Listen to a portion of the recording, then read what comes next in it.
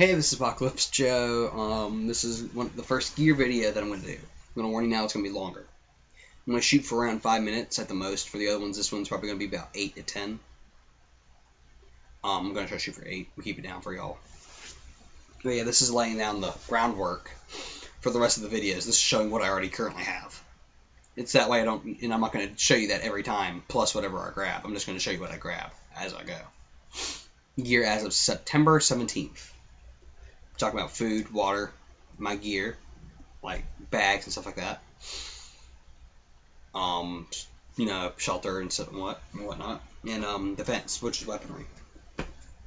Getting onto food, I have a food bag here.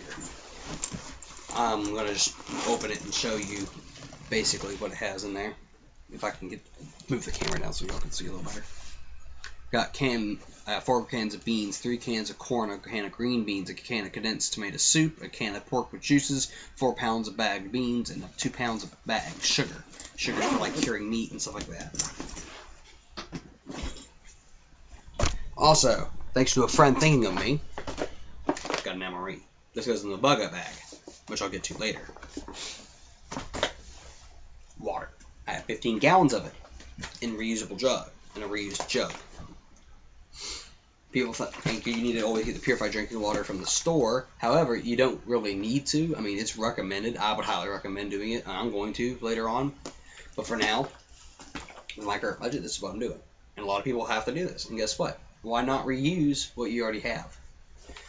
Let's say you go through like 3 gallons of milk a week. Let's just say, I'm not saying you do. That's a lot of milk. And honestly, that's a lot of milk. But guess what? Every week you'd have 3 gallons of water. What you do is basically you rinse it out really well with soap and everything. Soapy water. Let it sit for a couple minutes. Shake it up real well. Not full to the top soap and water. About halfway with water and about 5 drops of soap. Shake it up real well. Get it sudsy. Just coat everything. And then pour it out. Rinse it out until you get all the soap out of it. And then keep going for one more rinse just to get the soapy taste out. Yeah. So it's food and water. Gear. Talking about my bug out bag, here it is. I have a 2-piece bug out system though. It's not just a bag. I have a bag, which you're going to say is a different bag, and it is. It's different from that. That's my food bag. That's for having food for the rest of the people I'm bugging out with. My family. That's not supposed to be on that, or it's supposed to be on this part over here. Damn it. A bug out bag, which has my larger implements like machete, hammer, screwdriver, pliers, bigger tools like that. However, what doesn't fit in like that, but it's whatever it is to fit in these pouches.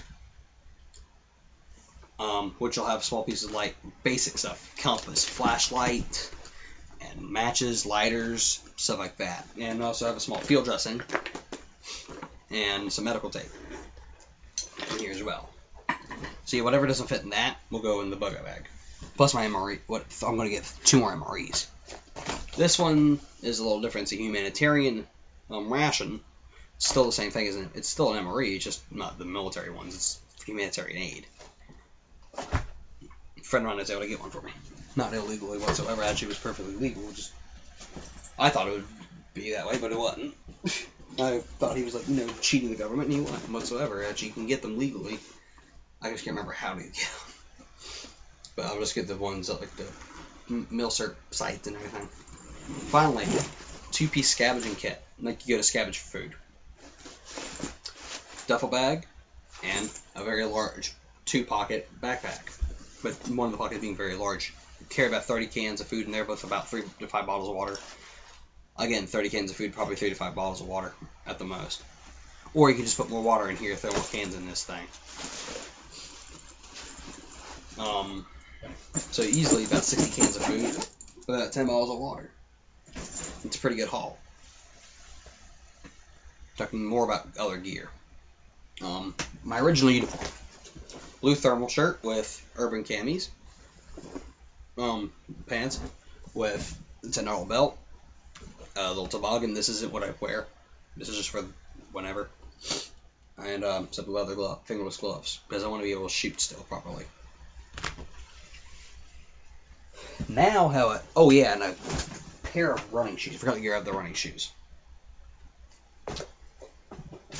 That'll go in the duffel bag that I just showed you. But when I'm done and I bug out and everything, and I'm going to put that stuff away and put the empty duffel bag back in there for scavenging. Thanks to some friends of mine who also do the same thing, I got Marpat, which is what I'm wearing right now. You saw it in the other video. Just give you an idea of what it looks like if you don't already know what Marpat looks like. A little bit of a close-up of me. I'm not sure if you wanted to see that or not.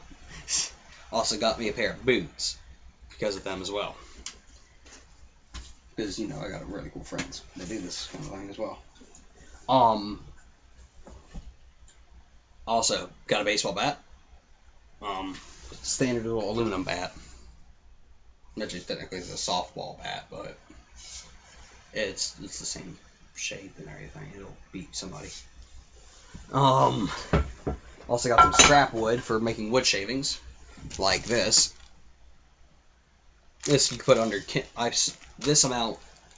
So if you have a full bag, I'd say maybe about 15 drops of Zippo fluid, 15 to 20 for Zippo fluid, about 12 to 15 drops of gas. Soak it and roll it in there.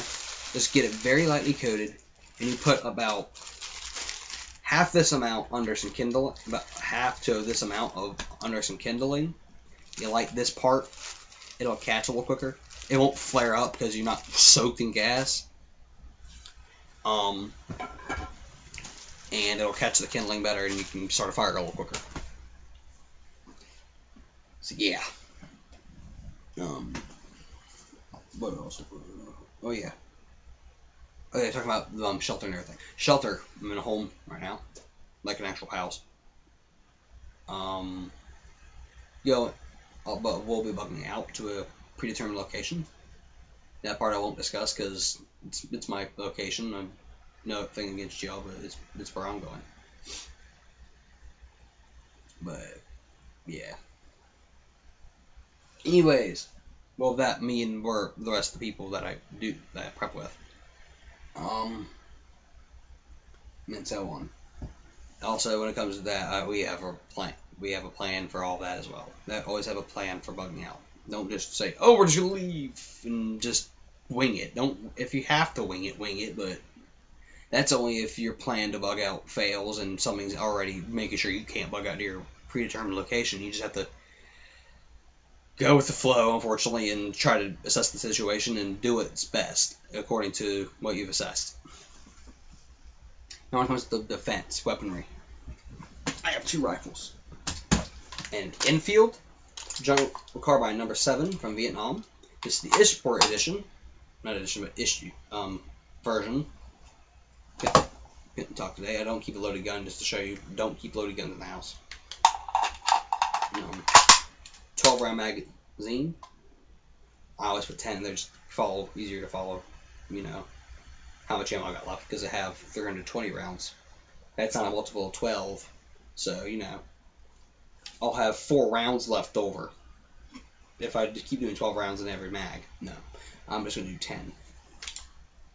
Safety's over here. It's a thumb safety. Safety's already on as usual, as it should be. This is my main rifle. I have more ammo for it. That, and also it's easier to get. It may be way more expensive, but easier to get ammo for than my secondary weapon, which is my 22. Ugh. Allergies. Ugh. Annoying. Yeah, 22 ammo is also close, impossible to find, but inexpensive when you can. When you can, get some.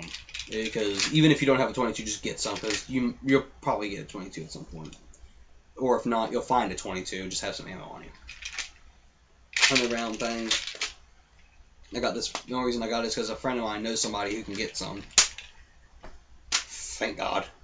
Because I only had a 50-round box. Man, I had to conserve it for 2 years.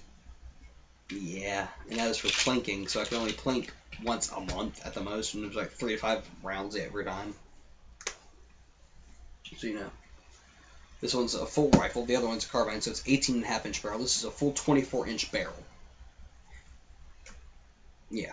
Ugh, this is for like hunting smaller game and stuff like that. Small perimeter defense.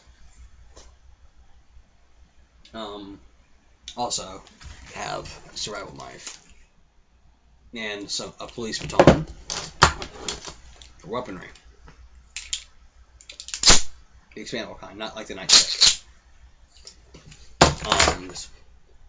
That about wraps up what I've got so far. Thank you all for watching. Without y'all, the point of these videos would be kind of, pointless. I wouldn't have a point of doing them. If I can help out one person with their prepping, I've been a success. Thank y'all very much. Have a nice day and happy prepping.